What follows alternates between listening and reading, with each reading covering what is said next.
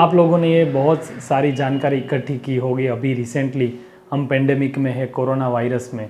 तो कोविड भी जो बीमारी करता है वो सबसे ज़्यादा लंग्स के अंदर ही वो फैलती है और लंग्स को ही ख़राब करता है और लंग्स का एक अटैक देता है, जिससे ज़्यादातर लोगों की डेथ हुई है। तो हमें ये जानना ज़रूरी है कि लंग्स में बीमारी होने के कारण हमें क्या क्या चिन्ह, हमें क्या क्या लक्षण मिलते हैं। तो सबसे पहला और मोस्ट कॉमन इम्पोर्टेंट है वो है कफ। तो अगर खांसी है 2 हफ्ते से ज़्यादा। Second and most common is sputum, यानी कि बलगम आना, कफ के अंदर बलगम आना। तो अगर बलगम की क्वांटिटी ज़्यादा है तो third and most common is खांसी के अंदर खून का आना।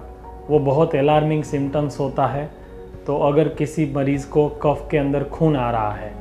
Fourth and most common is dyspnoea, यानी कि सांस फूल जाना। तो अगर कोई पेशेंट चलता है, फिरता है या तो मूवमेंट्स करता है तो उसको सांस लेने में दिक्कत आ रही है, उसकी सांस की गति है वो तेज़ हो जाती है, या तो उसको ऐसा लगे कि मुझे सांस लेने में दिक्कत हो रही है, सांस मेरा महसूस हो रहा है। फिफ्थ और most common is chest pain, यानी कि छाती में दुखावा होना। छाती में दुखावा मतलब सेंट्रल चेस्ट पेन ऐसा नहीं है। किसी मरीज़ को अगर छाती के बाहर का जो हिस्सा है वहाँ दर्द कर रहा है, कंटिन्यूस दर्द कर रहा है, वो दर्द जब हम सांस लेते हैं, खांसी करते हैं, किसी के साथ बोलते हैं तो बढ़ जाता है, मूवमेंट्स के साथ बढ़ता है। तो ये बहुत इम्पोर्टेंट सिम्टम्स है।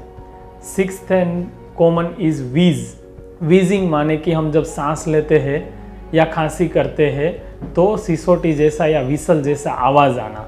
तो वो भी एक बहुत बड़ा कोई रेस्पिरेटरी सिस्टम का आपको कंप्लेन है, ऐसा हम बोल सकते हैं।